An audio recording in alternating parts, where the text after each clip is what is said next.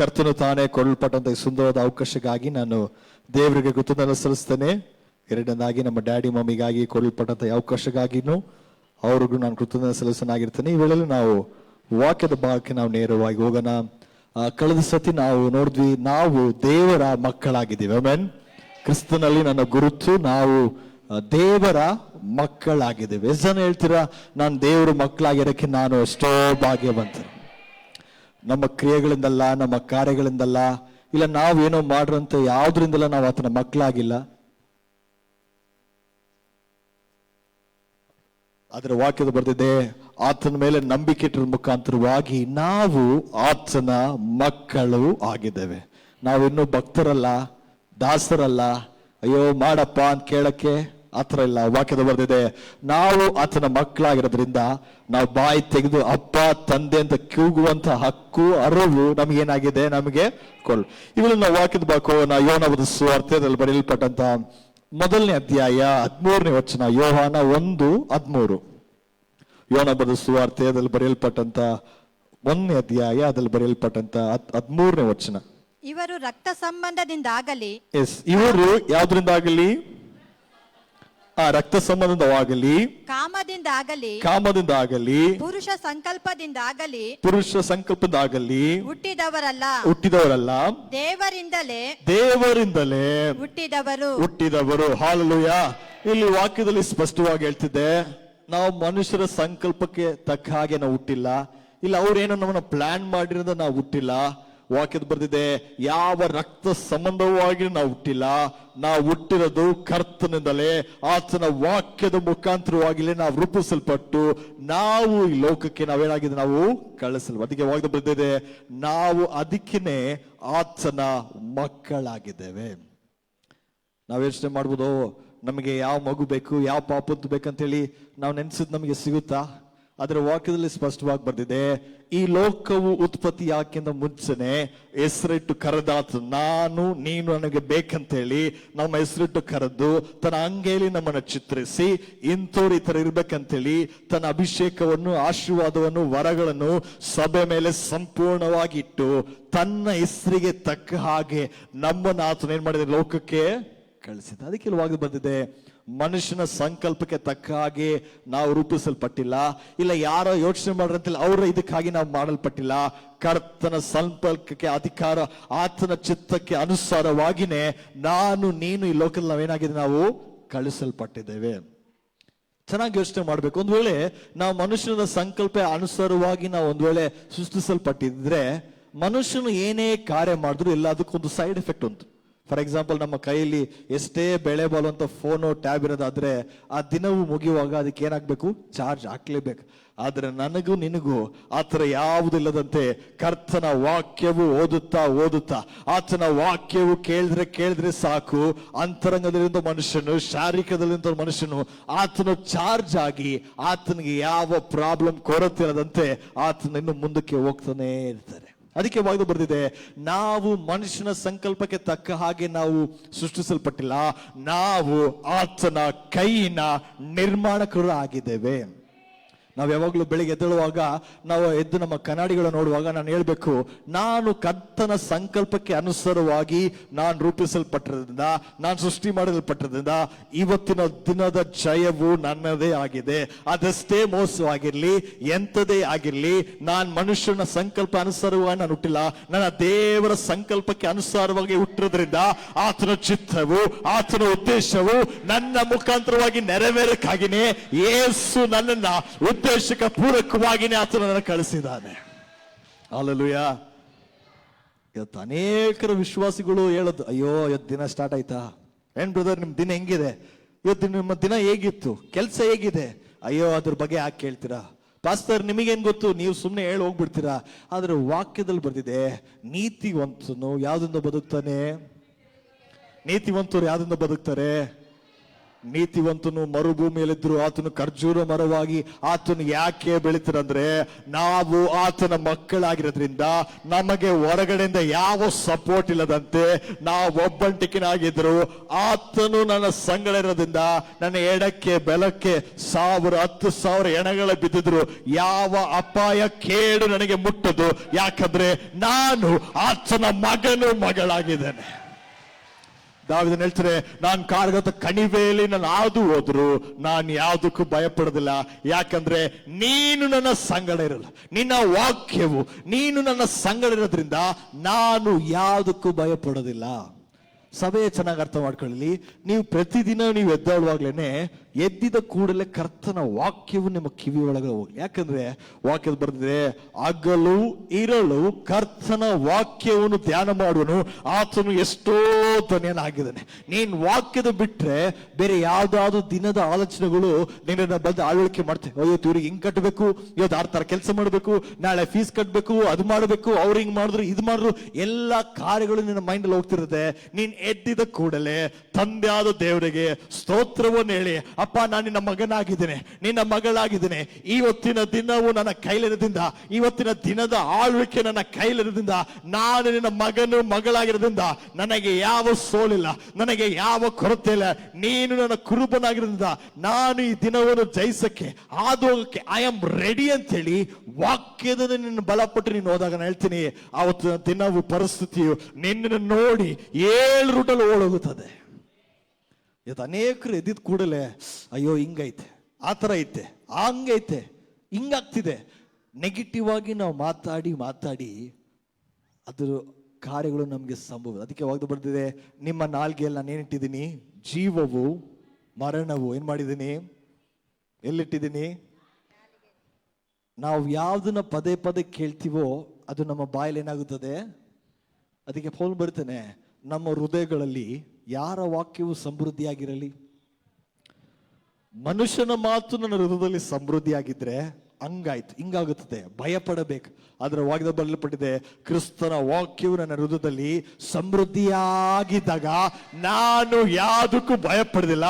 ಆತನು ಇದ್ದಾತನು, ಇರುವಾತನು, ಆತನು ಇನ್ನು ಮಾಡಕ್ಕೆ ಸರ್ವಶಕ್ತನಾಗಿರೋದ್ರಿಂದ ನನ್ನ ದೇವರು ಅರ್ಧದಲ್ಲಿ ಕೈ ಬಿಡುವಂತ ದೇವರು ಇಲ್ಲವೇ ಇಲ್ಲ.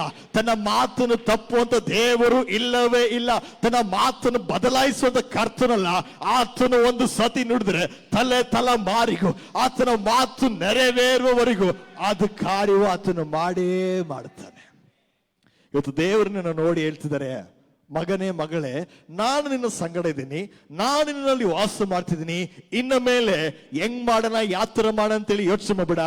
ನೀನ್ ಬಾಯಿ ತೆಗೆದು ಮಾಡ್ತಾ ಇದ್ರೆ ಸಾಕು, ನಾನು ನುಡಿಯುವಂತ ಮಾತೆ ನಿನ್ನ ಬಾಯಿಂದ ಹೊರಟು ಬರ್ತದೆ. ಅಲ್ಲೂಯ ಕೆರಟೆ ಮನೆ ಟೈಮ್ ಯೋಚನೆ ಮಾಡ್ತೀವಿ, ಹಿಂಗ ಆಗ್ಬಿಟ್ರೆ ಹೆಂಗೆ, ಏನಕ್ಕೆ ಹಂಗಾಗ್ತಿದೆ, ಅದೆಲ್ಲ ಯೋಚನೆ ಮಾಡಬಾರ್ದು.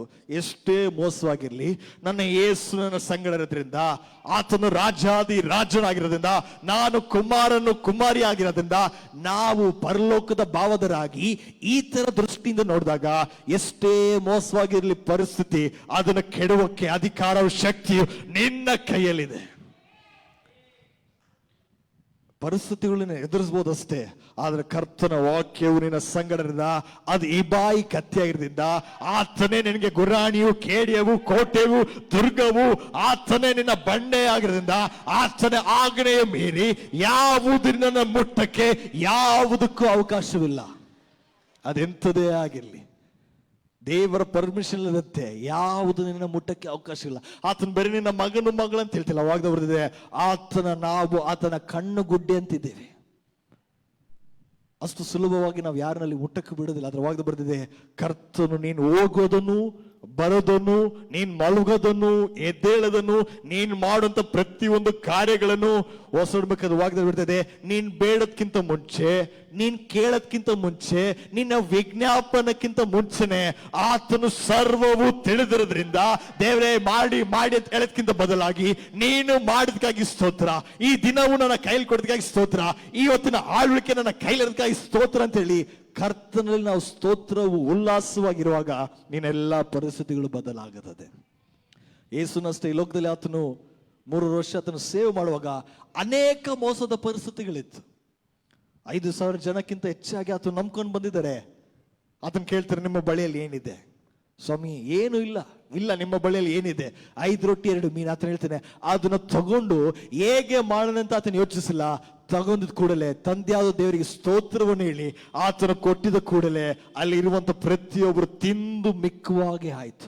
ಇದನ್ನ ನಾನು ಹೇಳ್ತೀನಿ, ಯೇಸುವಿಗೆ ಆತರ ಮಾಡೋದಾದ್ರೆ ನಾವ್ ಇವತ್ತು ಆತನ ಮಕ್ಕಳಾಗಿರೋದ್ರಿಂದ, ಆತನು ನಮ್ಮ ಸಂಗಡ ಇರೋದ್ರಿಂದ ನಾನು ಹೇಳ್ತೀನಿ, ನಿನ್ನ ಮೋಸದ ಪರಿಸ್ಥಿತಿಗಳಲ್ಲಿ ಬಾಯಿ ತೆಗೆದು ನೆಗೆಟಿವ್ ಆಗಿ ಮಾತಾಡದಂತೆ ಚೆನ್ನಾಗಿ ಬಾಯಿಗಳ ತೆಗೆದು ಅನ್ಯ ಭಾಷೆಗಳನ್ನು ಮಾತಾಡಿ ದೇವರಿಗೆ ಸ್ತೋತ್ರವನ್ನು ಹೇಳಿ ನೀನೆಲ್ಲ ಪರಿಸ್ಥಿತಿಗಳನ್ನು ಮುರಿಯರಾಗಿ ನಾವು ಕಾಣಲ್ಪಡಬೇಕು. ನಾನು ಹೇಳ್ತೀನಿ, ಈ ಲೋಕದಲ್ಲಿರುವಂಥ ಪರಿಸ್ಥಿತಿಗಳು ಯಾವ ನಿನಕ್ಕಿಂತ ದೊಡ್ಡವಿಲ್ಲ. ಯಾಕಂದ್ರೆ ನನಕ್ಕಿಂತ ದೊಡ್ಡವನು ಯೇಸು ನನ್ನ ಸಂಗಡದಿಂದ. ಆತನಿಗಿಂತ ದೊಡ್ಡದಾದ ಕಾರ್ಯವು ಲೋಕದಲ್ಲಿ ಯಾವುದಿಲ್ಲ. ಯಾವ್ದಾದ್ರು ಇದೆಯಾ? ವ್ಯಾಧಿ ಇದೆಯಾ? ರೋಗವಿದೆಯಾ? ಬಡತನ ಇದೆಯಾ? ಸಾಲವಿದೆಯಾ? ಮರಣವಿದೆಯಾ? ಯಾವುದು ನನ್ನ ಯೇಸುಕ್ಕಿಂತ ದೊಡ್ಡದು ಇಲ್ಲವೇ ಇಲ್ಲ. ವಾಕ್ಯ ಬರೆದಿದೆ, ಆತನ ಈ ಲೋಕವು ಆತನ ಪಾದಕ್ಕೆ ಪೀಠವಾಗಿರೋದ್ರಿಂದ ಸಭೆಯಾದ ನಾವು ಇವತ್ತು ಆತನ ದೇಹದಲ್ಲಿ ಒಂದು ಅಂಗವಾಗಿರೋದ್ರಿಂದ, ನಾವು ಆತನ ದೇಹದಲ್ಲಿರೋದ್ರಿಂದ, ನಾವು ಆತನ ಮಕ್ಕಳಾಗಿರೋದ್ರಿಂದ ನಾವು ಇನ್ನು ಕೀಳಾಗಿ ಕೆಳಾಗಿ ಯೋಚನೆ ಮಾಡದಂತೆ ಅಧಿಕಾರದಿಂದ ತುಂಬಲ್ಪಟ್ಟವರು, ಆಳ್ವಿಕೆ ಮಾಡೋರು, ರಾಜನ ಮಕ್ಕಳೆಂದು ಎಣಿಸಿ ಅದಕ್ಕೆ ತಕ್ಕ ಹಾಗೆ ನಾವಿರಬೇಕು. ನಿನ್ನ ಪರಿಸ್ಥಿತಿ ನೋಡಿ ನೀನು ಸ್ವಲ್ಪ ಎದುರದಾದ್ರೆ ನಿನ್ನ ಪರಿಸ್ಥಿತಿ ನಿನ್ನ ಎದುರಿಸ್ತಾನೇ ಇರ್ತದೆ.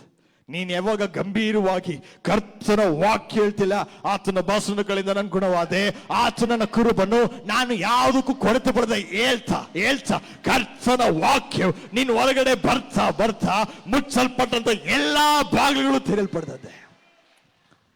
ನೀತಿವಂತನಿಗೆ ಆತನು 7 ಸತಿ ಬಿದ್ರು ಆತನು ಜಯದಿಂದನೇ ಆತನ ವಾಗ್ದ ಬರ್ತಿದೆ. ಆತನ ಒಂದು ಎಲುಬು ಕೂಡ ಏನಾಗೋದಿಲ್ಲ, ಮುರಿದೋಗೋದಿಲ್ಲ.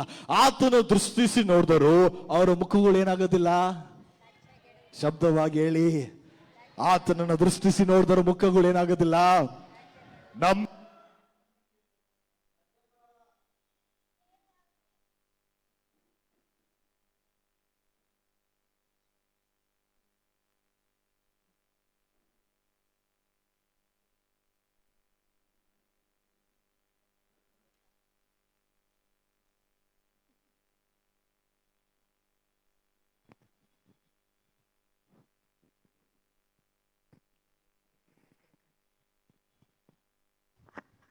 ಚೆಕ್ ಹಲೋ ಎಸ್ ವಾಗ್ದ ಬರ್ದಿದೆ, ನಂಬಿಕೆ ನುಟ್ಟಿಸುವಾತನು ಪೂರೈಸುವಾತನು ಆತನಾಗಿರೋದ್ರಿಂದ ಆತನನ್ನು ದೃಷ್ಟಿಸಿ ನೋಡಿದ್ರೆ ಸಾಕು.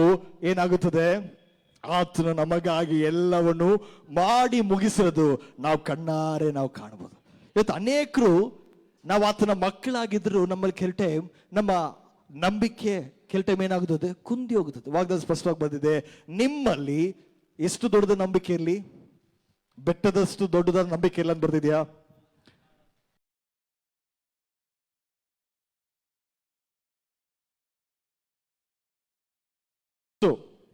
ವಾಕ್ಯದ ಬರ್ದಿದೆ, ನಿಮ್ಮಲ್ಲಿ ಸಾಸಿವೆ ಕಾಳಷ್ಟು ನಂಬಿಕೆ ಇದ್ರೆ ಸಾಕು, ನೀವು ಯಾರ ಮಹಿಮೆನ ಕಾಣ್ವಿರಿ.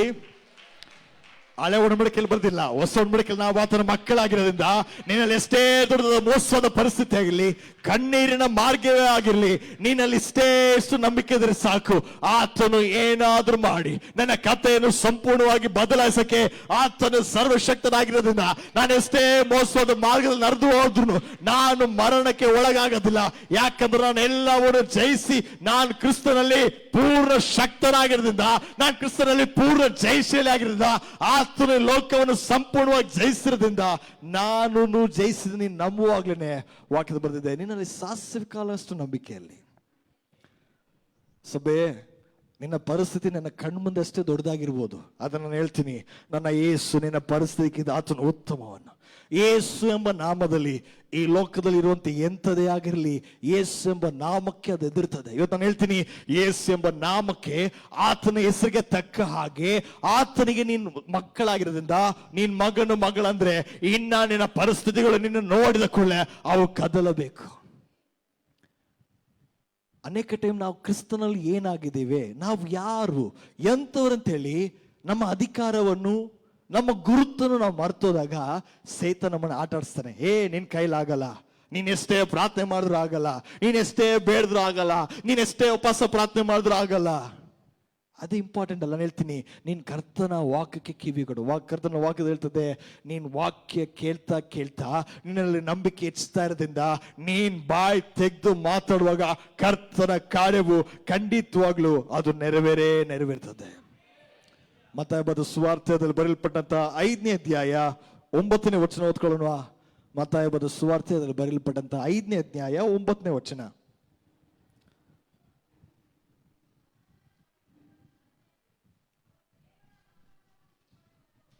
ಒಂದು ನಿಮಿಷ ಆಗಿರಿ. ಮತ್ತಾಯ ಬರೆದ ಸುವಾರ್ತೆಯಲ್ಲಿ ಬರೆಯಲ್ಪಟ್ಟಂತ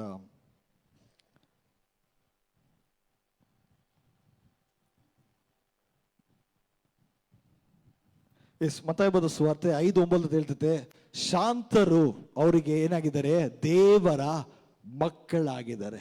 ನಾವೆಷ್ಟು ದೇವರ ಮಕ್ಕಳಂತ ನಾವು ನೆನೆಸ್ತಾ ಇರ್ತೀವೋ, ನಿನ್ನ ಮೋಸವಾದ ಗಲಿಬಿಲಿ ಮೋಸವಾದ ಪರಿಸ್ಥಿತಿಗಳಲ್ಲೂ ನಾನು ಚೆನ್ನಾಗಿ ಹೇಳ್ತೀನಿ, ನಾವು ಇನ್ನೂ ಶಾಂತರಾಗಿನೇ ಇರ್ತೀನಿ. ಆತನು ನನ್ನ ಸಂಗಡದಿಂದ ಕಾರ್ಗತ್ತದ ಕಣಿವೆಯಲ್ಲಿ ನಾನು ಹಾದು ಹೋದ್ರು, ಎಷ್ಟೇ ಅಲೆಗಳು ಎದ್ದು ಓಡಿದ್ರು ನಾನು ಹೇಳ್ತೀನಿ, ಸಭೆ ನೀನ್ ಭಯಪಡಬೇಡ. ಕರ್ತನ ವಾಕ್ಯವು ನಿನ್ನ ಸಂಗಡದಿಂದ, ಆತನೇ ನಿನ್ನಲ್ಲಿ ವಾಸ ಮಾಡ್ತಿದ್ರಿಂದ ಎಷ್ಟೇ ಗಲಿಬಿಲಿ ಆಗಿರ್ಲಿ ನೀವು ಶಾಂತರಾಗಿರ್ತೀರ. ಸ್ವಾಮಿ ಅಷ್ಟೇ ಅಲ್ಲ, ವಾಕ್ಯದಲ್ಲಿ ನೋಡ್ತೇವೆ, ತನ್ನ ಶಿಷ್ಯರ ಜೊತೆಗೆ ಆತನು ಬೋಟಲ್ಲಿ ಹೋಗುವಾಗ ವಾಕ್ಯದ ಬರ್ದಿದೆ, ಜೋರಾಗಿ ಗಾಳಿ ಮಳೆ ಅಲೆಗಳು ಒಡೆಯಲ್ಪಟ್ಟರು, ಏಸು ಶಾಂತನಾಗಿ ಮಲ್ಕೊಂಡಿದ್ದ.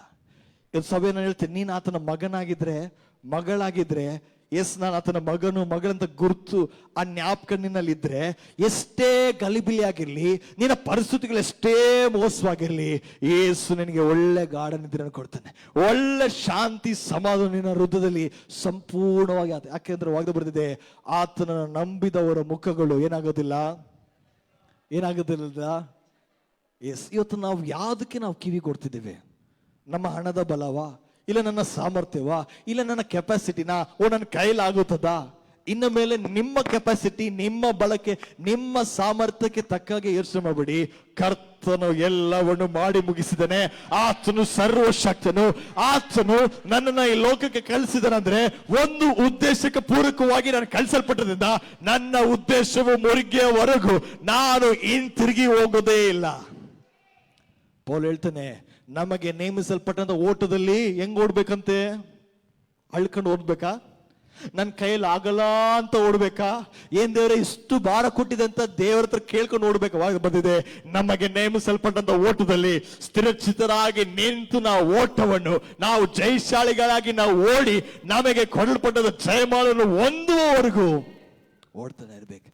ನನ್ನ ಸಭೆ ನಿಮ್ಗೊಂದು ಹೇಳ, ನಮ್ಮ ಮಾರ್ಗವು ಎಷ್ಟೇ ಕಠಿಣವಾಗಿ ಸಣ್ಣದಾಗಿದ್ರು, ಏಸು ನನ್ನ ಸಂಗಡದಿಂದ, ಆತನ ಅದ್ಭುತ ಸ್ವರೂಪನು, ಆತನು ಆಲೋಚನಾ ಕರ್ತನು, ಆತನು ನನ್ನ ಮುಖಾಂತರವಾಗಿ ತನ್ನ ಮಹಿಮೆಯನ್ನು ಪ್ರತ್ಯೇಕಪಡಿಸಿ ಕೊರತೆ ಇರುವಂತ ಜಾಗದಲ್ಲಿ ಕೊರತೆ ಇಲ್ಲದಂತೆ ನನ್ನ ಕೈಯಿಂದ ಆತನು ಮಾಡಕ್ಕೆ ಸರ್ವಶಕ್ತನಾಗಿದ್ದಾನೆ. ಏನ್ ದೇವ್ರೆ ಇಷ್ಟು ಕಠಿಣವಾಗಿದೆ, ಇಷ್ಟು ಗಲಿಬಿಲಿ ಆಗಿದೆ ಅಂತ ಕೇಳಕ್ ಹೋಗ್ಬೇಡಿ. ದೇವ್ರೆ ಈ ಮಾರ್ಗದಲ್ಲಿ ನಿನ್ನ ಕಳಿಸಿದ್ರೆ ನಾನು ಸಂತೋಷವಾಗಿದ್ದೀನಿ. ಯಾಕಂದ್ರೆ ಈ ಕಷ್ಟದ ಹಾದಿಯಲ್ಲಿ ನಿನ್ನ ಮಹಿಮೆಯು ನನ್ನ ಮುಖಾಂತರವಾಗಿ ಪ್ರತ್ಯೇಕ ಬರ್ತಿರೋದ್ರಿಂದ ಈ ಲೋಕಕ್ಕೆ ನಾನು ಸಹಿತ ಒಂದು ಏಸು ಆಗಿದ್ದ ಈ ಲೋಕದ ಕಣ್ಣು ಮುಂದೆ ಕಾಣಕ್ಕೆ ಏಸು ಆತ ನಿನ್ನ ಏನ್ ಮಾಡ್ತಾ ಗೊತ್ತಾ? ಎಷ್ಟೇ ಮೋಸವಾಗಿರ್ಲಿ ನಿನ್ನ ಸಂಗಡ ಆತನಿದ್ದಾನೆ. ನೀವು ಯೋಚನೆ ಮಾಡ್ಬೇಡಿ, ಬ್ರದರ್ ಅವ್ರು ನೋಡ್ರಿ ಚೆನ್ನಾಗಿದ್ದಾರೆ, ಅವ್ರು ಪ್ರಾರ್ಥನೆ ಮಾಡಿಲ್ಲ ಅಂದ್ರೂ ಚೆನ್ನಾಗಿದ್ದಾರೆ, ಅವ್ರು ಸ್ವಲ್ಪ ಪ್ರಾರ್ಥನೆ ಮಾಡಿದ್ರು ಚೆನ್ನಾಗಿದ್ದಾರೆ, ಅವ್ರು ಯೇಸು ಸ್ವಾಮಿನೇ ನಂಬಿಲ್ಲ ಅವ್ರು ಚೆನ್ನಾಗಿದ್ದಾರೆ. ನಾನೊಂದು ಹೇಳ, ನಿನ್ನ ಕೈ ಅದ್ಭುತವಾದ ಕೈ, ನಿನ್ನ ಕೈ ಸಾಧಾರಣ ಕೈಯಲ್ಲ, ನಿನ್ನ ದೇಹವು ಸಾಧಾರಣ ದೇಹವಲ್ಲ. ಅವ್ರ ಹತ್ರ ಏನಿದೆಯೋ ಅವ್ರು ಅನುಭವಿಸಿದ್ರೆ, ನಿನ್ನ ಹತ್ರ ಏನು ಇಲ್ಲದಿದ್ರು ವಾಕ್ಯದ ಬರೆದಿದೆ, ನಾವು ಕಾಣುವಂತ ಸಂಗತಿಗಳ ಮೇಲೆ ನಾವು ನಂಬಿಕೆ ಇಡದಂತೆ ಕಾಣದೇ ಇರುವಂತ ಸಂಗತಿಗಳು ಇರೋದ್ರಿಂದ ನೀನ್ ವಾಕ್ಯವು ಹೇಳ್ತಾ ಹೇಳ್ತಾ ಹೇಳ್ತಾ ವಾಕ್ಯವೇ ನಿನ್ನ ಹೊರಗೆ ಹೋಗಿ ಅದು ತನ್ನ ಕಾರ್ಯವನ್ನು ಮಾಡ್ತದೆ. ವಾಕ್ಯದ ಬರೆದಿದೆ, ಆದಿಯಲ್ಲಿ ದೇವರು ಭೂಮಿಯನ್ನು ಆತನು ಸೃಷ್ಟಿ ಮಾಡಿದಾಗ ಅದು ಕ್ರಮವಿಲ್ಲದಿದ್ದಾಗ ಪವಿತ್ರ ಆತ್ಮನು ಕ್ರಮವಿಲ್ಲದ ಜಾಗದ ಮೇಲೆ ಆತನು ಸಂಚರಿಸ್ತಾ ಇದ್ದ. ಇವತ್ತು ನಾನು ಹೇಳ್ತೀನಿ, ಸಭೆಯೇ ನಿನ್ನ ಒಳಗಡೆ ಒಂದು ಅಧಿಕಾರವಿದೆ, ನಿನ್ನ ಒಳಗಡೆ ಒಂದು ವಿಶೇಷವಾದ ಒಂದು ಪವರ್ ಇದೆ. ನೀನ್ ಅನ್ಯ ಭಾಷೆ ಮಾತಾಡ್ತಾ ಮಾತಾಡ್ತಾ ಮಾತಾಡ್ತಾ ಕರ್ತನ ವಾಕ್ಯವನ್ನು ನುಡಿತಾ ಈ ವಾಕ್ಯವು ನಿನ್ನ ಬಾಯಿಂದ ಹೊರಟೋಗಿ ಕ್ರಮವು ಇಲ್ಲದ ಜಾಗದಲ್ಲಿ ಅದು ಸಂಚರಿಸಿ ಅದನ್ನು ಕ್ರಮಪಡಿಸಿ ನಿನಗಾಗಿ ದಾರಿಗಳನ್ನು ವಿಸ್ತರಿಸಲ್ಪಡಿಸಿ ನೀತಿವಂತನು ಮರುಭೂಮಿಯಲ್ಲಿ ಆತನು ಖರ್ಜೂರ ಬಲವಾಗಿ ಎತ್ತರಕ್ಕೆ ಬೆಳೆಯುವಾಗೆ ಕರ್ತನ ವಾಕ್ಯವನ್ನು ಮಾಡ್ತದೆ. ಹಲ್ಲೆಲೂಯಾ. ಏನ್ ಹಿಂಗಿದೆ ಅಂತೇಳಿ ಅಳಬೇಡಿ, ಕೊರಗಬೇಡಿ. ಬೇರೆ ಈ ಜಾಗದಲ್ಲಿ ನೀ ನನ್ನ ತಲೆಯನ್ನು ಎತ್ತಿಸುವಾತನು, ನನ್ನ ಗೌರವವನ್ನು ಆತನು ತಲೆಕ್ಕೆ ಮೇಲಕ್ಕೆ ಎತ್ತುವಾತನು ಆತನಾಗಿರೋದ್ರಿಂದ ನನ್ನ ತಲೆಯನ್ನು ಎಂದಿಗೂ ಕೆಳಗೆ ಬಾಗುವಂತ ಮಾಡುವಂತ ನನ್ನ ದೇವರಲ್ಲ, ತಲೆಯನ್ನು ಮೇಲಕ್ಕೆ ಎತ್ತುವಂತ ದೇವರಾಗಿದ್ದಾನೆ. ಇವತ್ತು ಅನೇಕರು ಅವ್ರ ಪರಿಸ್ಥಿತಿಗಳು ನೋಡಿ ಹಿಂಗಾಯ್ತಂತೇಳಿ ನೀವು ಎದುರ್ಕೊಂಡು ಭಯಪಟ್ಟು ದೇವರ ಮಹಿಮೆ ನೀವು ಕಳ್ಕೊಂಡಿದ್ರು. ಆಗ ಬರೆದಿದೆ, ನಮ್ಮಲ್ಲಿ ನಂಬಿಕೆ ಇಲ್ಲದಿದ್ರೆ ನಾವು ಆತನ ಮಹಿಮೆಯನ್ನು ನಾವು ಕಳ್ಕೊಂತೇವೆ. ನಾವು ದೇವರು ಮಾಡ್ತಾರಂತ ಒಂದು ಚೂರು ನಂಬದೆ ಹೋದ್ರೆ ಕರ್ತನು ಆ ಜಾಗದಲ್ಲಿ ನಿಂತು ಕಾರ್ಯವನ್ನು ಮಾಡೋಕ್ಕಾಗೋದಿಲ್ಲ. ನಾನು ಹೇಳ್ತೀನಿ, ಎಷ್ಟೇ ಮೋಸವಾಗಿರ್ಲಿ ಏಸು ಕೈಯಲ್ಲಿ ಆಗದಿರೋಂಥ ಕಾರ್ಯವು ಯಾವುದೂ ಇಲ್ಲ. ನಿನ್ನ ಪರಿಸ್ಥಿತಿ ನೋಡಿ ನೇರವಾಗಿ ನೀನು ಮಾತಾಡ್ಬೇಕು. ಪರಿಸ್ಥಿತಿ, ನೀನು ಒಂದು ರೂಟಲ್ಲಿ ಬಂದ್ರೆ ನೀನು ನಿಂತಿರಿ ಹೋಗಾಗ ಹೆಂಗ್ ಹೋಗ್ಬೇಕು, 7 ರೂಟಲ್ಲಿ ನೀನು ಹೋಗ್ತೀಯ. ನೀ ನನಗೆ ಎಷ್ಟೇ ಬಾಧೆ ಕೊಟ್ಟರು ಏನೇ ಮಾಡಿದ್ರು ನೀನು ನನ್ನನ್ನು ಜಯಿಸಕ್ಕೆ ಆಗದಲ್ಲ ಅಂತೇಳಿ ನಿಮ್ಮ ಪರಿಸ್ಥಿತಿಗಳನ್ನ ವಾಕ್ಯದ ಮುಖಾಂತರ ಇವತ್ತು ನೀವು ಮಾತಾಡ್ರಿ. ಸ್ವಾಮಿ ಆತನು ಉಪವಾಸ ಪ್ರಾರ್ಥನೆ ಆತನು ಒಳಗಾದ ಬರ್ದಿದೆ, ಆತನ ಶೋಧನೆಗೆ ಒಳಗಾದನು. ಸೈತಾನ್ ಬಂದು ಹೇಳ್ತಾನೆ, ಈ ಕಲ್ಲನ್ನು ರೊಟ್ಟಿ ಮಾಡ್ಕೊಂಡು ಏನ್ ಮಾಡು. ವಾಕ್ಯದಲ್ಲಿ ಯೇಸು ಹೇಳ್ತಾರೆ, ಆತನು ವಾದ ಮಾಡಲಿಲ್ಲ, ಹೆಚ್ಚಾಗಿ ಮಾತಾಡ್ಲಿಲ್ಲ, ವಾಕ್ಯದಿಂದ ಆತನು ಮಾತಾಡ್ದ. ವಾಕ್ಯ ತಿನ್ನುವಂತ ಮನುಷ್ಯನೇ ಬದುಕ್ತಾನೆ ಹೊರತು ಸಾಧಾರಣವಾಗಿ ತಿನ್ನುವಂತ ಲೋಕದ ಆಹಾರದಿಂದ ಆತನೇ ಮಾಡೋದಿಲ್ಲ. ಕರ್ತನ ವಾಕ್ಯದಿಂದ ಆತನ ಬಾಯಿಂದ ಬರುವಂತ ಮಾತುಗಳನ್ನು ರೊಟ್ಟಿಗಳನ್ನು ತಿನ್ನುವಂತ ಮನುಷ್ಯನೇ ಆತನು ಬದುಕ್ತಾನೆ. ಅದನ್ನು ಹೇಳ್ತೀನಿ, ಇವತ್ತು ನಮ್ಮ ಕೈಯಲ್ಲಿ ವಾಕ್ಯವೇ ಕೊಡಲ್ಪಟ್ಟಿದೆ, ನಮಗೆ ಸಹಾಯಕರಾಗಿ ಪವಿತ್ರಾತ್ಮನು ಕೊಡಲ್ಪಟ್ಟಿದ್ದಾನೆ. ಇದಕ್ಕಿಂತ ಮಿಗಿಲಾಗಿ ನಮಗೆ ಇನ್ನೇನ ಬೇಕು? ಆತನು ಸತ್ಯದ ಮಾರ್ಗವನ್ನು ನಡೆಸ್ತಾನೆ, ನಮ್ಮ ಬಲಹೀನತೆ ಆತನವನ್ನು ನಡೆಸ್ತಾನೆ. ಆತನ ವಾಕ್ಯವನ್ನು ನೆನಪಿಸಿ ಅದು ಮಾತ್ರವಾದಂತೆ ಇವತ್ತು ಯೇಸು ತಂದೆಯಾದ ದೇವರ ಬಳಿಗೆ ನಿನ್ನ ಕುರಿತು ಆತನು ಪ್ರಾರ್ಥನೆಯನ್ನು ಮಾಡ್ತಾ ಇದ್ದಾನೆ. ಅನೇಕ ಟೈಮ್ ಸೈತಾನ ಹೇಳ್ತಾನೆ, ನೀನು ಒಬ್ಬಂಟಿಗನಾಗಿದ್ಯಾ, ನಿನ್ ಕೈಯಲ್ಲಿ ಆಗಲ್ಲ, ಪ್ರಾರ್ಥನೆ ಮಾಡಬೇಡ, ವಾಕ್ಯ ಓದ್ಬೇಡ, ಸ್ವಲ್ಪ ಆ ಕೆಲಸ ಮಾಡು, ಈ ಕೆಲಸ ಮಾಡು. ವಾಗ್ದು ಬರ್ದಿದೆ, ನೀತಿವಂತನು ಕೈ ಮುಟ್ಟಿ ಮಾಡುವಂತ ಎಲ್ಲ ಕೆಲಸಗಳು ಏನಾಗುತ್ತದೆ? ನಿನ್ನ ಕೈಯಲ್ಲಿ ವಾಕ್ಯವಿದ್ರೆ ನೀನ್ ಕೈ ಮುಟ್ಟೋದೆಲ್ಲವೂ ಸಫಲವಾಗ್ತದೆ. ನಿನ್ನ ಕೈಯಲ್ಲಿ ಸಾಸಿವೆ ಕಾಲಷ್ಟು ನಂಬಿಕೆ ಇದ್ರೆ ನೀನು ಕಾಲಿಡುವಂತ ಪ್ರತಿಯೊಂದು ಜಾಗಗಳು ಹಸಿರಾಗಿ ಮಾಡಲ್ಪಡ್ತದೆ. ಅದಕ್ಕೆ ಹೇಳ್ತಾರೆ, ಬ್ರದರ್ ನಾನು ಏನೇ ಮುಟ್ರು ಹೋಯ್ತು ಬ್ರದರ್, ನಾನು ನೆನ್ಸ್ಕೊಂಡೆ ಹಿಂಗ ಆಗುತ್ತೆ, ನಾನು ಹಂಗ ಅಂದ್ಕೊಂಡೆ ಹಿಂಗ ಆಗುತ್ತೆ. ನೀನ್ ನೆನ್ಸ್ಕೊಂಡಿದ್ದೆ ಆಗ್ತಿರೋದು. ನಿನ್ನ ನಂಬಿಕೆಯಿಂದ ಕರ್ತನ ವಾಕ್ಯದ ಅನುಸಾರವಾಗಿ ನಾನು ಆತನ ಮಗನಾಗಿದ್ದೇನೆ, ನಾನು ಅಪ್ಪಣೆ ಕೊಡ್ತೇನೆ, ಈ ಪರಿಸ್ಥಿತಿ ಚೂರ್ ಆಗಲಿ, ಎಲ್ಲವೂ ಮುರಿಯಲ್ಪಡಲಿ ಅಂತ ನೀನ್ ಕರ್ತನ ವಾಕ್ಯದ ಅನುಸಾರವಾಗಿ ನೀನ್ ಧೈರ್ಯದಿಂದ ಹೇಳುವಾಗ, ಅಧಿಕಾರದಿಂದ ತುಂಬಲ್ಪಟ್ಟು ಹೇಳುವಾಗ, ನಾನು ಹೇಳ್ತೀನಿ, ನಿನ್ನ ಪರಿಸ್ಥಿತಿಗಳು ನಿನ್ನ ಮುಂದೆ ನಿಲ್ಲಕ್ಕೆ ಅವುಗಳು ಎದುರ್ತದೆ. ಸೈತಾನ್ಗೆ ಚೆನ್ನಾಗಿ ಗೊತ್ತು, ಇವರಿಗೆ ಸ್ವಲ್ಪ ಕೆಲಸ ಕೊಟ್ಬಿಟ್ರೆ, ಸ್ವಲ್ಪ ಕರ್ತನ ವಾಕ್ಯದಿಂದ ಸ್ವಲ್ಪ ಹೊರಗಡೆ ಕರ್ಕೊಂಡು ಹೋದ್ರೆ ಇವರಲ್ಲಿ ಅಪನಂಬಿಕೆ ಹೆಚ್ಚಿಸಲ್ಪಡ್ತದೆ. ಶಿಷ್ಯರು ಹೇಳ್ತಾರೆ, ಸ್ವಾಮಿ ನಿನ್ನ ಹೆಸರಲ್ಲಿ ನಾವೇನ್ ಮಾಡಿದ್ವಿ, ದೆವ್ವಗಳನ್ನು ಓಡಿಸಿದ್ವಿ, ಅವು ಹೋಗ್ಲಿಲ್ಲ. ನಂಬಿಕೆ ಇಲ್ಲದೆ ನೀನು ಏನೇ ಕಾರ್ಯಗಳು ಮಾಡಿದ್ರು ಅದಾಗೋದಿಲ್ಲ. ನೀನಲ್ಲಿ ಸಾಸಿವೆ ಕಾಲಷ್ಟು ನಂಬಿಕೆ ಇರಲಿ. ನೀನ್ ನುಡಿದ ಕೂಡಲೇ, ನೀನ್ ಹೇಳಿದ ಕೂಡಲೇ, ನಿನ್ನ ಮಾತಿನ ವಾಕ್ಯವು ಬಂದಿದ ಕೂಡಲೇ ಅದು ನಿನ್ನ ಮಾತಲ್ಲ, ಕರ್ತನ ವಾಕ್ಯವೇ ನಿನ್ನ ಮಾತಿನ ನುಡಿಯಲ್ಪಟ್ಟಾಗ ಎಂಥದೇ ಪರಿಸ್ಥಿತಿ ಆಗಲಿ ಎಲ್ಲ ಮುಚ್ಚಲ್ಪಟ್ಟದ ಬಾಗಿಲುಗಳು ತೆರೆಯಲ್ಪಡ್ತದೆ. ನೀನ್ ವಾಕ್ಯ ಹೇಳುವಾಗ್ಲೇನೆ ಅಧಿಕಾರದಿಂದ ತುಂಬಲ್ಪಟ್ಟನಾಗಿ ಹೇಳ್ಬೇಕು. ನೀನ್ ವಾಕ್ಯವನ್ನು ನುಡಿಯುವಾಗ್ಲೇನೆ ಕರ್ತನು ಮಾಡಿದನೆ ಸ್ತೋತ್ರ ಅಂತ ಹೇಳಿ ನಂಬಿಕೆಯಿಂದ ನೀನು ಹೇಳರಾಗಿ ಕಾಣಪಡ್ಬೇಕು. ಅನೇಕರು ವಾಕ್ಯ ನೆನೆಸ್ಕೊಂತಾರೆ, ಅದು ಮೋಸದ ಪರಿಸ್ಥಿತಿಗಳು ಬಂದಾಗ ವಾಕ್ಯ ಮಾತಾಡಲ್ಲ. ಕರ್ತನು ನನಗಾಗಿ ಮಾಡ್ತಂತ ಅವ್ರಿಗೆ ಗೊತ್ತಾಗೋದಿಲ್ಲ. ದೇವ್ ನನ್ನ ಸಂಗಡಿದನಲ್ಲ, ಎಷ್ಟೇ ನಾನು ಆದೋದ್ರು ಆತನನ್ನ ನಡ್ಸಕ್ಕೆ ಸರ್ವಶಕ್ತನ್ ಎಬಿನೇಸರ್ ಇವತ್ತವರೆಗೂ ನಡೆಸಿದಾನೆ, ಇನ್ನು ಮುಂದೆ ಆತನ ನಡ್ಸಕ್ಕೆ ಸರ್ವಶಕ್ತನ್ ಅಂತ ಹೇಳಿ ಕೆಲ ಟೈಮ್ ನಾವೇನ್ ಮಾಡ್ತೀವಿ ಅರ್ಥ. ಅದಕ್ಕೆ ಪೌಲ್ ಹೇಳ್ತೀನಿ, ನಮ್ಮ ಹೃದಯಗಳಲ್ಲಿ ಯಾರ ವಾಕ್ಯವಿರಲಿ. ಒಂದು ವೇಳೆ ನಾವು ಹಳೆ ಒಡಂಬಡಿಕೆಗೆ ಸಂಬಂಧಪಟ್ಟರಾಗಿದ್ರೆ ಅವಾಗ ಹೋಗಿ ಓದ್ತಾನೆ ಇರಬೇಕು.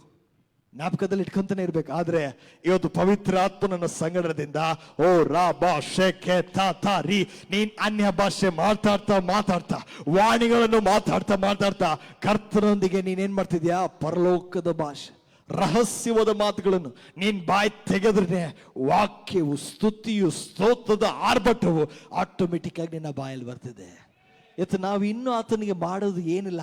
ಆತನು ನಮಗಾಗಿ ಎಲ್ಲವನ್ನು ಮಾಡಿ, ನೀನು ಮಗಳಾಗಿ ಮಾಡಿ ಎಲ್ಲ ಅಧಿಕಾರನ ತುಂಬಿಸಿ ನಿಮ್ಮನ್ನು ಕಳಿಸ್ತಿದ್ದಾನೆ. ಅದೆಂಥದೇ ಜಾಗವಾಗಿರ್ಲಿ, ಮರುಭೂಮಿ ಆಗಿರ್ಲಿ, ಯೆಹೋವನು ನಿನ್ನನ್ನು ನಿತ್ಯವೂ ನಡೆಸಕ್ಕೆ ಆತನು ಸರ್ವಶಕ್ತನಾಗಿದ್ದಾನೆ.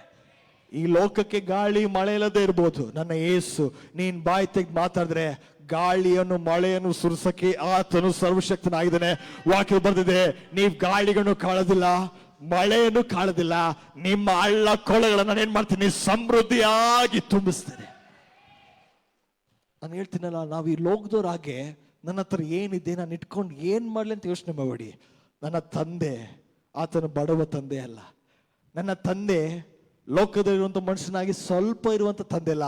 ನಮ್ಮ ಮೇಲೆ ಧಾರಾಳವಾಗಿ ಸುರಿಯಲ್ಪಟ್ಟಿದೆ ಪರಲೋಕದ ದಾನಗಳು, ಪರಲೋಕದ ವರಗಳು ತನ್ನ ಸಭೆ ಮೇಲೆ, ತನ್ನ ಮಕ್ಕಳ ಮೇಲೆ ಧಾರಾಳವಾಗಿ ಸುರಿಯಲ್ಪಟ್ಟಿರೋದ್ರಿಂದ ವಾಕ್ಯದ ಬರೆದಿದೆ, ನಾವು ಮನುಷ್ಯನ ಸಂಕಲ್ಪಕ್ಕೆ ತಕ್ಕ ಹಾಗೆ ನಾವು ಸೃಷ್ಟಿಸಲ್ಪಟ್ಟಿಲ್ಲ.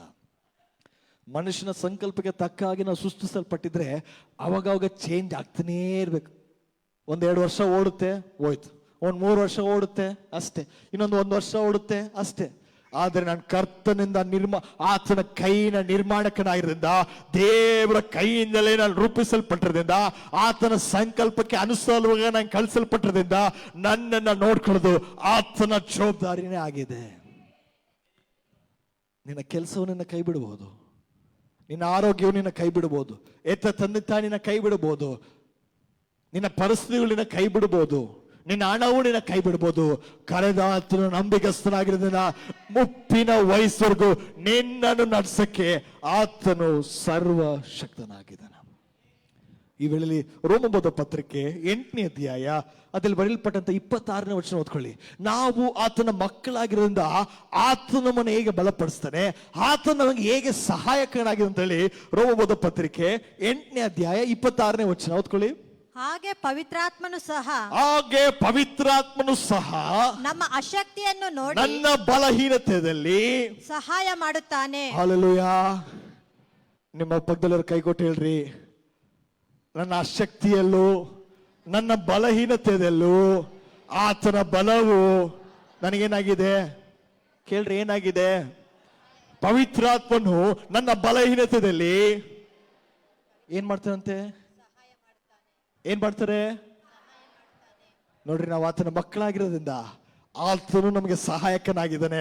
ಅದು ಮಾತ್ರವಲ್ಲದೆ ಪವಿತ್ರಾತ್ಮನು ನಮ್ಮ ಸಹಾಯಕನಾಗಿರೋದ್ರಿಂದ ನನ್ನ ಶಕ್ತಿಯಲ್ಲಿ ನಾನು ಇನ್ನು ಬಲವನ್ನು ಅನ್ನೋಕೆ ಆತನ ಆತ್ಮವು ನನ್ನ ಮೇಲೆ ಧಾರಾಳವಾಗಿ ಸುರಿಯಲ್ಪಟ್ಟಿದೆ. ನೀನ್ ಬಹಳ ಪ್ರೇರಣೆ ಮಾಡ್ತೀನಿ, ನಿನಗೆ ಸ್ವಲ್ಪ ಜಾಸ್ತಿ. ನೀನ್ ಸ್ವಲ್ಪ ಬೆಳ್ಳಗಿದೆಯಾ, ನಿನಗೆ ಸ್ವಲ್ಪ ಜಾಸ್ತಿ. ನೀನ್ ಈ ಊರಿಂದ ಬಂದಿದ್ದೆ, ನಿನಗೆ ಸ್ವಲ್ಪ ಜಾಸ್ತಿ ಅಲ್ಲ. ಪ್ರತಿಯೊಬ್ಬರ ಮೇಲೆ ಪ್ರಾರಂಭದಿಂದ ಅಂತ್ಯವರೆಗೂ, ಸಣ್ಣವರಿಂದ ದೊಡ್ಡವರೆಗೂ ಕಡೇ ದಿನದಲ್ಲಿ ನನ್ನ ಆತ್ಮವನ್ನು ಸಮೃದ್ಧಿಯಾಗಿ ಪ್ರತಿಯೊಬ್ಬರ ಮೇಲೆ ಸುರಿಸಿದ ವಾಕ್ಯದ ಅನುಸಾರವಾಗಿ ಆತನ ಆತ್ಮವು ನಮ್ಮ ಮೇಲೆ ಸಮೃದ್ಧಿಯಾಗಿರೋದ್ರಿಂದ ನಿನ್ನ ಬಲಹೀನತೆಯಲ್ಲಿ ಪವಿತ್ರಾತ್ಮ ನಿನಗೆ ಸಹಾಯಕವನಾಗಿದ್ದಾನೆ. ನಾನು ಅದಕ್ಕೆ ಕೇಳಿದೆ, ನೀನ್ ಬಾಯಿ ತೆಗೆದು ಅನ್ಯ ಭಾಷೆ ಮಾತಾಡಿದ್ರೆ ಸಾಕು, ಸೈತಾನನ ಫೌಂಡೇಶನ್, ಆತನ ಅಸ್ಥಿವಾರವು ಗಡಗಡ ಗಡಗಡ ಗಡ ಅಲ್ಲಾಡ್ತದೆ. ನೀನ್ ಬಾಯಿ ತೆಗೆದ್ರು ವಾಕ್ಯವನ್ನು ಮಾತಾಡಿದ್ರೆ ಸಾಕು, ನಿನ್ನ ಪರಿಸ್ಥಿತಿಗೆ ಎಲ್ಲಕ್ಕೂ ಕೈ ಕಾಲು ಉದುರ್ತದೆ. ಕೆಲವರು ಏನಾದ್ರೂ ಸ್ವಲ್ಪ ನೋಡ್ಕೊಂಡ್ರೆ, ಏನಾದ್ರೂ ಸಡನ್ ಆಗಿ ಭಯ ಬಂದ್ಬಿಟ್ರೆ ಅದಕ್ಕೇನೆ ಅವ್ರಿಗೆ ಜ್ವರ ಬಂದ್ಬಿಡುತ್ತೆ. ನೀನ್ ಅನ್ಯ ಭಾಷೆ ಮಾತಾಡ್ರೆ ನಿನ್ನ ಪರಿಸ್ಥಿತಿಗೂ ಜ್ವರ ಬಂದ್ಬಿಡುತ್ತೆ. ಚೆನ್ನಾಗಿ ಬಾಯಿಗಳ ತೆಗೆದು ವಾಣಿಗಳನ್ನು ಮಾತಾಡೋದಾಗಿ ನೀವು ಕಾಣಲ್ಪಡ್ರಿ. ಬೆಳಿಗ್ಗೆ ಗೂಗಲ್ ಮೀಟಲ್ಲಿ ಮಾತಾಡೋದು ಸಾಲದು. 24/7 ನೀನ್ ಹೋಗ್ತಾ ಬರ್ತಾ ಓ ರಾ ಬಾ ಶಾಂತ ರೇಖೆ ತಾ ನೀನ್ ಮಾತಾಡ್ತಾ ಇಲ್ಲಿ ವಾಕ್ಯ ಬರ್ತದೆ, ನಿನ್ನ ಬಲಹೀನತೆಯಲ್ಲಿ ಯಾರು ನಿನಗೆ ಸಹಾಯಕರಾಗಿದ್ದಾರೆ? ಪವಿತ್ರಾತ್ಮನು ಏನಾಗಿದ್ದಾನೆ? ಓದ್ಕೊಳ್ಳಿ. ಹಾಗೆ ಪವಿತ್ರಾತ್ಮನೂ ಸಹ ಬರೀ ಪವಿತ್ರಾತ್ಮನಲ್ಲ, ಯೇಸುನ ಸಂಗಡ ಪವಿತ್ರಾತ್ಮನೂ ಸಹ ನಮ್ಮ ಬಲಹೀನತೆಯಲ್ಲಿ, ನನ್ನ ಅಶಕ್ತಿಯಲ್ಲಿ, ನನ್ನ ಕೈಯಲ್ಲಿ ಆಗಲ್ಲ ಅಂತ ಹೇಳಿದ ಸಮಯಗಳಲ್ಲಿ ಆತ್ಮನು ನಾನು ಏನ್ ಮಾಡ್ತಾನೆ, ಬಲಪಡಿಸ್ತಾನೆ. ನಮ್ಮ ಅಶಕ್ತಿಯನ್ನು ನೋಡಿ ಸಹಾಯ ಮಾಡುತ್ತಾನೆ. ಹೇಗೆಂದರೆ ನಾವು ತಕ್ಕ ಪ್ರಕಾರ ಏನು ಹೇಗೆ ಬೇಡಿಕೊಳ್ಳಬೇಕು ನಮಗೆ ಗೊತ್ತಿಲ್ಲದ್ರಿಂದ ಪವಿತ್ರಾತ್ಮನು ತಾನೇ ಮಾತಿಲ್ಲದಂತ ನರಳಾಟದಿಂದ ನಮಗೋಸ್ಕರ ಬೇಡಿಕೊಳ್ಳುತ್ತಾನೆ. Hallelujah. ಇಲ್ಲಿ ಇಂಗ್ಲಿಷ್ ಅಲ್ಲಿ ಬರೆದಿದೆ, since we do not know how to pray, he intercedes for us. ನಮಗೆ ಹೇಗೆ ಪ್ರಾರ್ಥನೆ ಮಾಡಬೇಕು, ನಮಗೆ ಹೇಗೆ ವಿಜ್ಞಾಪನೆ ಮಾಡಬೇಕು, ನಾವು ಯಾವ ತರ ಮಾಡಬೇಕು ನಮಗೆ ಗೊತ್ತಿರೋದ್ರಿಂದ ಆತನು ನಮ್ಮ ಪರವಾಗಿ, ನೀನು ವಾಣಿಗಳನ್ನು ಮಾತಾಡ್ತಾ ನಿನ್ನ ಪರವಾಗಿ ಆತನು ತಂದೆಯಾದ ದೇವರ ಬಳಿಗೆ ನೇರವಾದ ಕನೆಕ್ಷನ್. ನಾವು ಇನ್ನು ದೇವರ ಆಲ ಹೊರಗಡೆ ಇಲ್ಲ. ಕೆಲವರು ಪ್ರಾರ್ಥನೆ ಇನ್ನು ಹೊರಗಡೆ ಇರೋರಾಗಿ ಪ್ರಾರ್ಥನೆ ಮಾಡ್ತಾರೆ. ಯಾವಾಗ ಮಾಡ್ತೀಯಪ್ಪ? ಒಂದ್ 3 ದಿವಸ ಉಪವಾಸ ಪ್ರಾರ್ಥನೆ ಮಾಡ್ಲಾ, 7 ದಿವಸ ಮಾಡ್ಲಾ? ನಾವಿನ್ನೂ ಹೊರಗಡೆ ಇಲ್ಲ. ಮಹಾಪರಿಶುದ್ಧ ಸ್ಥಳ ಒಳಗಡೆ ಆತನಿನ ಒಳಗಡೆ ಕರ್ಕೊಂಡ್ಬಂದು ನಿನ್ನನ್ನೇ ದೇವರ ಆಲಯವಾಗಿ ಮಾಡಿ, ಈಗ ವಾಕ್ಯ ಬಂದಿದೆ, ಆತನ ಆತ್ಮವು ನನ್ನ ಮೇಲೆ ಸಮೃದ್ಧಿಯಾಗಿರೋದ್ರಿಂದ ಇನ್ನ ಮೇಲೆ ಸೆಂಟರ್ ನನಗೆ ಯಾರು ಇಲ್ಲ. ನಾನು ಏಸಪ್ಪ ಕೂಗಿದ ಕೂಡಲೇ ಆತನ ಸಾನ್ನಿಧ್ಯವನ್ನು ನೇರವಾಗಿ ನಾನು ಮುಟ್ಟಬಹುದು. ಹಳೆ ಒಡಂಬಡಿಕೆ ಆಗಿದ್ರೆ ಹೊರಗಡೆ ನಿಂತ್ಕೋಬೇಕಾಗಿತ್ತು. ಯಾಜಕನು ಏನ್ ಹೇಳ್ತಾನಂತ ಕೇಳಬೇಕಾಗಿತ್ತು. ದೇವ್ರು ಯಾವಾಗ ಮಾತಾಡ್ತಾರಂತ ಕಾಯ್ತಿರ್ಬೇಕಾಗಿತ್ತು. ವಾರದಲ್ಲಿ 1 ದಿವಸ ಸ್ವರವನ್ನು ಕೇಳೋರು. ಹೊಸ ಒಡಂಬಡಿಕೆ ಹೇಳ್ತೈತೆ, ನಾವು ಆತನ ಮಕ್ಕಳಾಗಿರೋದ್ರಿಂದ ನೀನ್ 24/7 ಏಸಪ್ಪ ನಿನ್ ಮನಸ್ಸಲ್ಲಿ ನೆನೆಸುವಾಗೆ ಆತನ ಹತ್ರ ನೀನ್ ಯಾವಾಗ್ಲೂ ನೀನ್ ಮಾತಾಡ್ಬೋದು. ಅದಕ್ಕೆ ಯಾವಾಗ ಬರ್ತಿದೆ, ನೀನ್ ಕೇಳೋದ್ಕಿಂತ ಮುಂಚೆ, ನಿನ್ನ ವಿಜ್ಞಾಪನಕ್ಕಿಂತ ಮುಂಚೆ, ನಿನ್ನ ಮನಸ್ಸಲ್ಲಿ ಆಲೋಚನೆ ಬರೋದ್ಕಿಂತ ಮುಂಚೆನೆ ಆತನಿಗೆ ಎಲ್ಲವೂ ಗೊತ್ತಿರೋದ್ರಿಂದ ಇನ್ನು ಯಾವಾಗ ಆಗುತ್ತೆ ಅಂತ ಕೇಳೋದ್ಕಿಂತ ಬದಲಾಗಿ ನೀನು ಮಾಡೋದಕ್ಕಾಗಿ ಸ್ತೋತ್ರ, ನನಗಾಗಿ ಒಳ್ಳೆ ಕಾರ್ಯಗಳನ್ನು ತಕ್ಕ ಕಾಲದಲ್ಲಿ ತಕ್ಕ ಸಮಯದಲ್ಲಿ ನೀನು ಮಾಡೋದಕ್ಕಾಗಿ ಸ್ತೋತ್ರ ಅಂತೇಳಿ ನೀನ್ ನಂಬಿಕೆಯಿಂದ ಇದ್ದಾಗ ವಾಕ್ಯದ ಬಂದಿದೆ, ಆತನ ಮಹಿಮೆ ನಾವು ಕಣ್ಣಾರೆ ನಾವು ಕಾಣಬಹುದು. ಯಾರಾದ್ರೂ ಹೇಳಕ್ ಸಾಧ್ಯನಾ? ನನ್ನ ಯೇಸು ಕೈಯಿಂದ ಮಾಡಕ್ಕಾದ ಕಾರ್ಯವು ಏನಾದ್ರೂ ಇದೆಯಾ? ಇಲ್ಲ. ಅನೇಕರು ನೀವು ಬಂದಿರ್ಬೋದು, ನಿಮ್ಮ ಮನಸ್ಸಲ್ಲಿ ಎಷ್ಟೋ ಒಂದು ಕಾರ್ಯಗಳು ನೆನೆಸಿದಾಗ್ಲೇ ಕರ್ತನು ನಿಮಗೆ ಆತನು ಮಾಡಿದ್ದಾನೆ. ಇನ್ನು ಯಾಕೆ ನಾವು ಭಯ ಪಡಬೇಕು? ಯಾಕೆ ದೇವ್ರ ಕೈಯಲ್ಲಿ ಆಗ್ತಿಲ್ಲ ಅಂತೇಳಿ ಅಪನಂಬಿಕೆ ಪಡಬೇಕು? ತಡವಾದ್ರೂ ನೆರವೇರ್ತತೆ, ಅದು ಕಾಲವು ಸಮಯ ತಗೊಂಡ್ರು ನೆರವೇರ್ತತೆ. ಆತನ ಮಾಡಕ್ಕೆ ಸರ್ವಶಕ್ತನ ಅಂತೇಳಿ ಆತನ ಮಗನಾಗಿ ನೀವು ನಂಬ್ರಿ. ಅಯ್ಯೋ ನಾನು ಮಾಡದೆ ಆಗ್ಲಿಲ್ಲ ಅಂತೇಳಿ ದಿಗ್ಭ್ರಮೆ ಪಡೋದ್ ಬೇಕಾಗಿಲ್ಲ. ನಿಮ್ಮ ಪ್ಲಾನ್ಗಳನ್ನು ಚೇಂಜ್ ಮಾಡೋದ್ ಬೇಕಾಗಿಲ್ಲ. ವಾಕ್ಯದ ಬರ್ದಿದೆ, ನೀನು ಒಂದು ಸತಿ ಹೇಳಿದ್ರೆ ಸಾಕು, ಅದು ಕಾರ್ಯವು ನೆರವೇರ್ತದೆ. ಆತನಿನ ಪ್ರಾಣದ ಆಧಾರವಾಗಿರೋದ್ರಿಂದ, ನಿನ್ನ ಎಬಿನೇಜರ್ ಆಗಿರೋದ್ರಿಂದ, ನಿನ್ನ ಯೆಹೋವ ರಾಫಾ ಆಗಿರೋದ್ರಿಂದ ಅರ್ಧದಲ್ಲಿ ಬಿಡುವಂತ ದೇವರಿಲ್ಲವೇ ಇಲ್ಲ. ಇವತ್ತಿಲ್ವಾ ನಾಳೆ ಬರುತ್ತೆ, ನಾಳೆ ಅಲ್ವಾ ನಾಡ್ದು ಬರುತ್ತೆ. ಕರ್ತನಲ್ಲಿ ಸುರಕ್ಷಿತರಾಗಿ ಕಾದಿರಿ.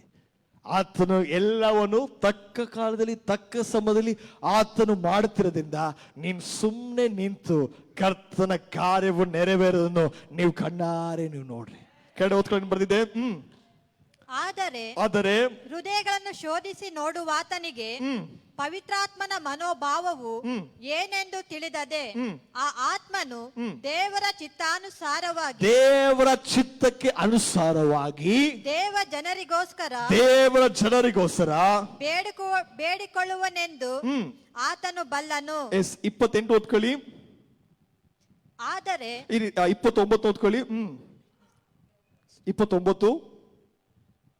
ಯಾಕೆಂದರೆ ದೇವರು ತನ್ನ ಮಗನಿಗೆ ಅನೇಕ ಮಂದಿ ಸಹೋದರರಿದ್ದು ಅವರಲ್ಲಿ ಆತನೇ ಹಿರಿಯವನಾಗಿರಬೇಕೆಂದು ಉದ್ದೇಶಿಸಿ ತಾನು ಯಾರನ್ನು ತನ್ನವರೆಂದು ಮೊದಲು ತಿಳ್ಕೊಂಡನೋ ಅವರನ್ನು ತನ್ನ ಮಗನ ಸಾರೂಪ್ಯವುಳ್ಳವರಾಗುವುದಕ್ಕೆ, ಯಾರನ್ನು ಮೊದಲು ತಿಳ್ಕೊಂಡೋ ಅವರನ್ನು ಮಗನು ಮಗಳ ಸ್ಥಾನಕ್ಕೆ ಏನ್ ಮಾಡಿದಾನೆ? ಮೊದಲೇ ನೇಮಿಸಿದನು. ಮತ್ತು ಯಾರನ್ನು ಮೊದಲು ನೇಮಿಸಿದನೋ ಅವರನ್ನು ಕರೆದನು. ಯಾರನ್ನು ಕರೆದನೋ ಅವರನ್ನು ನೀತಿವಂತರೆಂದು ನಿರ್ಣಯಿಸಿದನು. ಮತ್ತೆ ಯಾರನ್ನು ನೀತಿವಂತರೆಂದು ನಿರ್ಣಯಿಸಿದನೋ ಅವರನ್ನು ಮಹಿಮಾ ಪದವಿಗೆ ಸೇರಿಸಿದನು. ಹಲ್ಲೆಲೂಯಾ. ನಿಮ್ಮನ್ನ ಕರೆದು ನೀತಿವಂತರಾಗಿ ಮಾಡಿ, ಫಸ್ಟ್ ನಿಮ್ಮನ್ನ ಮಕ್ಕಳಾಗಿ ಮಾಡಿ, ನಿಮ್ಮನ್ನ ಕರೆದು ನೀತಿವಂತರಾಗಿ ಮಾಡಿ. ಇಲ್ಲಿ ವಾಕ್ಯ ಬರ್ತಿದೆ, ನೀತಿವಂತರಾಗಿ ಮಾತ್ರವಲ್ಲ, ನಿಮ್ಮನ್ನ ಮಹಿಮಾ ಪದವಿಗೆ ಆತನು ಸೇರಿಸಿ. ಈ ದೇಹವು ಸಾಧಾರಣ ಒಂದು ದೇಹವಲ್ಲ, ಈ ದೇಹವು ಆತನ ಮಹಿಮಾ ದೇಹವಾಗಿದೆ.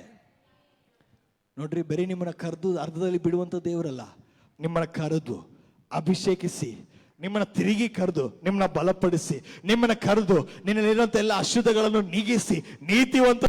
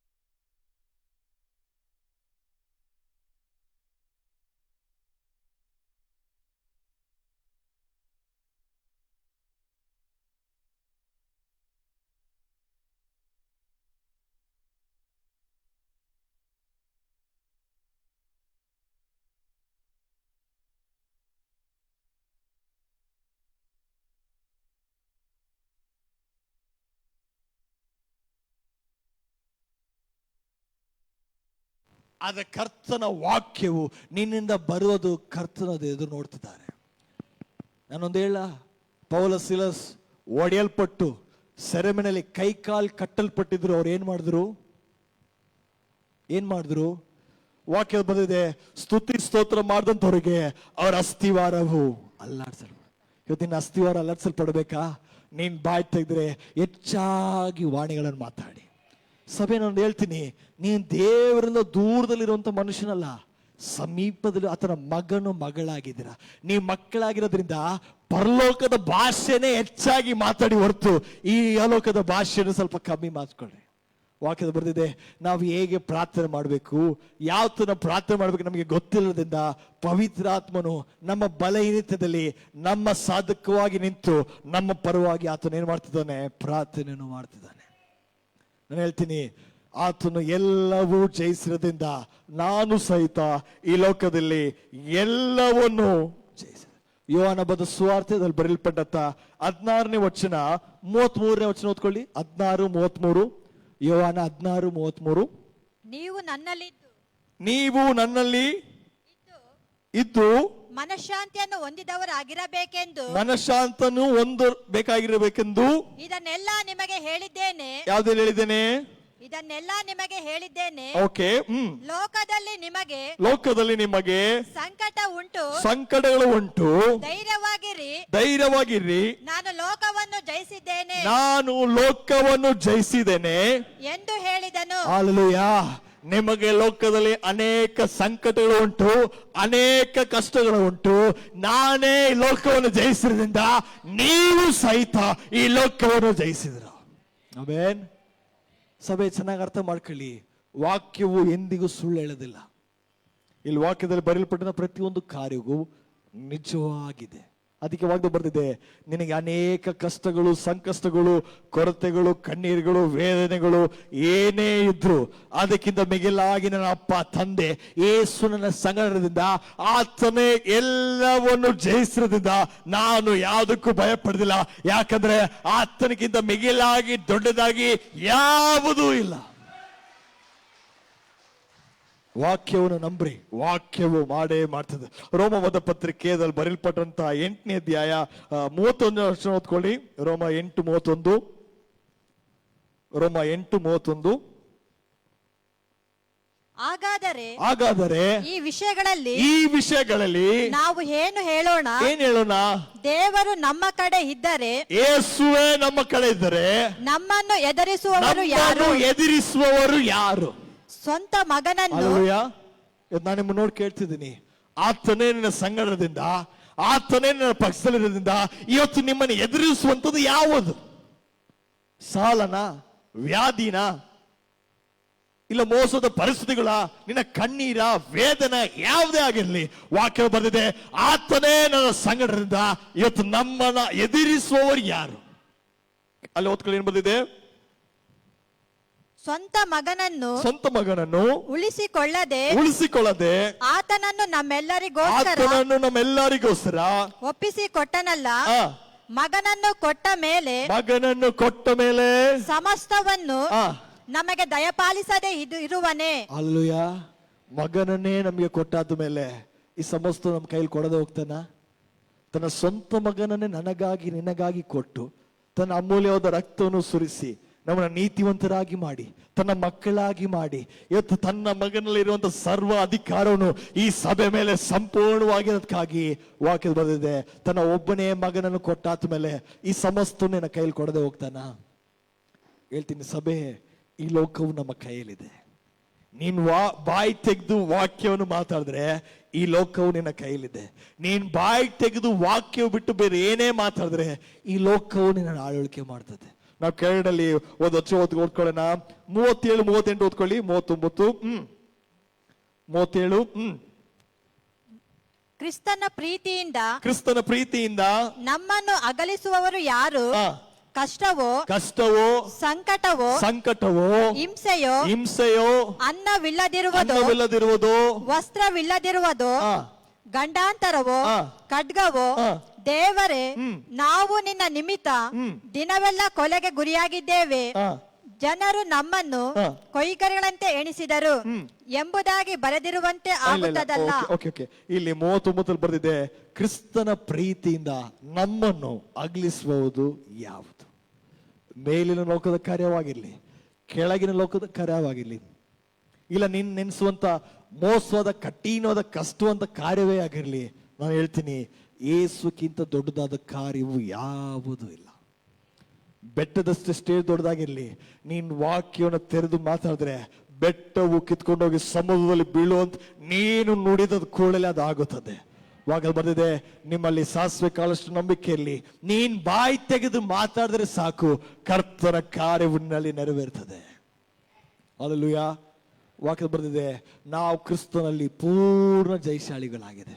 ನಾವು ಆತನ ಮಕ್ಕಳಂದ್ರೆ ಇನ್ನೂ ಅನೇಕ ವರ್ಷ ಆಗ್ಬೇಕಂತಿಲ್ಲ. ನೀನ್ ಮಗಳು ಆಗಿದ ಕ್ಷಣದಲ್ಲೇ, ಆ ಸೆಕೆಂಡ್ ಅಲ್ಲೇ ನೀನ್ ಕ್ರಿಸ್ತನಲ್ಲಿ ಪೂರ್ಣ ಜಯಶಾಲಿ ಆಗಿದ್ಯಾ, ನೀನ್ ಕ್ರಿಸ್ತನಲ್ಲಿ ನೀತಿವಂತನಾಗಿದ್ಯಾ, ನೀನು ಪರಲೋಕದ ಭಾವದರಾಗಿದ್ಯಾ. ಅದು ಮಾತ್ರ ಅಲ್ಲದೆ ಆತನಲ್ಲಿರುವಂತ ಸರ್ವ ಎಲ್ಲವೂ ನಿನ್ನ ಮೇಲೆ ಸಂಪೂರ್ಣವಾಗಿ ಕೊಡಲ್ಪಟ್ಟಿದೆ.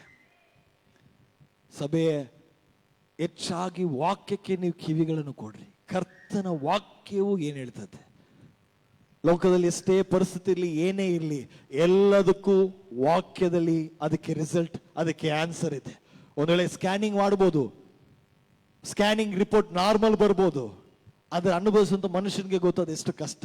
ನೀನ್ ವಾಕ್ಯವನ್ನು ತಗೊಂಡ್ರೆ ಈ ಲೋಕದಲ್ಲಿರುವಂತ ಎಷ್ಟೇ ಟೆಕ್ನಾಲಜಿ ಆಗಿರ್ಲಿ, ಎಂಥದೇ ಆಗಿರ್ಲಿ, ಎಲ್ಲಕ್ಕಿಂತ ಮಿಗಿಲಾಗಿ ಈ ವಾಕ್ಯವು ನಿನ್ನಲ್ಲಿ ಕಾರ್ಯ ಮಾಡಕ್ಕೆ ಸರ್ವಶಕ್ತದಾಗಿದೆ. ನೀನ್ ನೆನೆಸ್ಬೋದು ನನ್ನ ಕೈಯಲ್ಲಿ ಆಗಲ್ಲ, ಆದ್ರೆ ಪರಲೋಕದ ಭಾವದರಾಗಿದ್ರೆ ನನ್ನ ಏಸಪ್ಪ ತನ್ನ ತಂದೆಯಾದ ದೇವರು ತನ್ನ ಒಬ್ಬನೇ ಮಗನನ್ನು ನನಗಾಗಿ ಕೊಟ್ಟಾದ್ಮೇಲೆ ಈ ಲೋಕವನ್ನು ಕೊಡದೆ ಹೋಗ್ತಾನ? ನೀನ್ ಬಾಯಿನ ತೆಗೆದು ವಾಕ್ಯವನ್ನು ಮಾತನಾಗಿ ನೀವು ಕಾಣಲ್ಪಡ್ಬೇಕು. ಅದಕ್ಕೆ ವಾಕ್ಯ ಬರೆದಿದೆ, ಯೋಹನ ಬರೆದ ಸುವಾರ್ತೆ 1 ಯೋಹನ 5ನೇ ಅಧ್ಯಾಯ ಅದರಲ್ಲಿ ಬರೆಯಲ್ಪಟ್ಟ 4 ವರ್ಷ ಬರೆದಿದೆ, ಯಾರ್ಯಾರು ಕರ್ತನಿಂದ ಅವ್ರು ಹುಟ್ಟಿದಾರೋ ಪ್ರತಿಯೊಬ್ಬರು ಅವರು ಪೂರ್ಣ ಜಯಶಾಲಿಗಳಾಗಿದ್ದಾರೆ. ನಂಬಿಕೆ ಮುಖಾಂತರವಾಗಿ ನಾವು ಆತನ ಮಕ್ಕಳಾಗಿದ್ದೇವೆ. ಆತನು ಎಲ್ಲವನ್ನು ಸಂಪೂರ್ಣವಾಗಿ ಆತನು ಗೆದ್ದು ಬಂದಿರೋದ್ರಿಂದ ನಾನು ಹೇಳ್ತೀನಿ, ಕ್ರಿಸ್ತನಲ್ಲಿ ನಾನು ಸಹಿತ ಎಲ್ಲ ಕಾರ್ಯದಲ್ಲಿ ನಾನು ಪೂರ್ಣ ಜಯಶಾಲಿಗಳಾಗಿ ಎಲ್ಲವೂ ನಮ್ಮ ಕಾಲಗಳಲ್ಲಿ ತುಳಿಯಲ್ಪಟ್ಟಿದೆ. ಸಭೆಯ ಭಯಪಡಬೇಡಿ.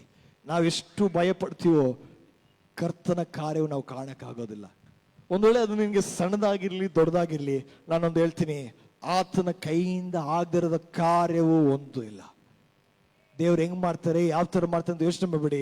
ನೀವು ಆತನ ಮಗನು ಮಗಳಾಗಿರೋದ್ರಿಂದ ಇನ್ನು ಮೇಲೆ ನೀವು ಬಾಯಿಗಳನ್ನ ತೆಗೆದು ಮಾತಾಡೋರಾಗಿ ನಾವು ಕಾಣಲ್ಪಡೋಣ. ಇವಾಗ ನಾವು ಕೇಳಿದಂಥ ವಾಕ್ಯಕ್ಕೆ ನಮ್ಮನ್ನ ತಾನು ಒಪ್ಪಿಸ್ಕೊಟ್ಟು ನಾವೆಲ್ಲ ಕಣ್ಗಳು ಮುಚ್ಚಿ ನಾವು ಪ್ರಾರ್ಥನೆ ಮಾಡ್ಕೊಳ್ಳೋಣ. ದೇವ್ರೆ, ಇವತ್ತು ನಾವು ವಾಕ್ಯದಲ್ಲಿ ಕೇಳ್ವಿ, ನಾವು ಆತನ ಮಕ್ಕಳಾಗಿದ್ದೇವೆ. ನಮ್ಮ ಬಲಹೀನತೆಯಲ್ಲಿಯೂ ನಿನ್ನ ಪವಿತ್ರ ಆತ್ಮ ನಮ್ಮನ್ನು ಬಲಪಡಿಸಕ್ಕಾಗಿ ಸ್ತೋತ್ರಪ್ಪ. ನಿನ್ನ ವಾಕ್ಯದಲ್ಲಿ ಬರೆದಿದೆ, ನಾವು ಮನುಷ್ಯನ ಸಂಕಲ್ಪದಲ್ಲಿ ನಾವು ಹುಟ್ಟಿಲ್ಲ, ಇಲ್ಲ ಮನುಷ್ಯನು ಯೋಚನೆ ಮಾಡಿದಾಗೆ ನಾನು ಹುಟ್ಟಿಲ್ಲ,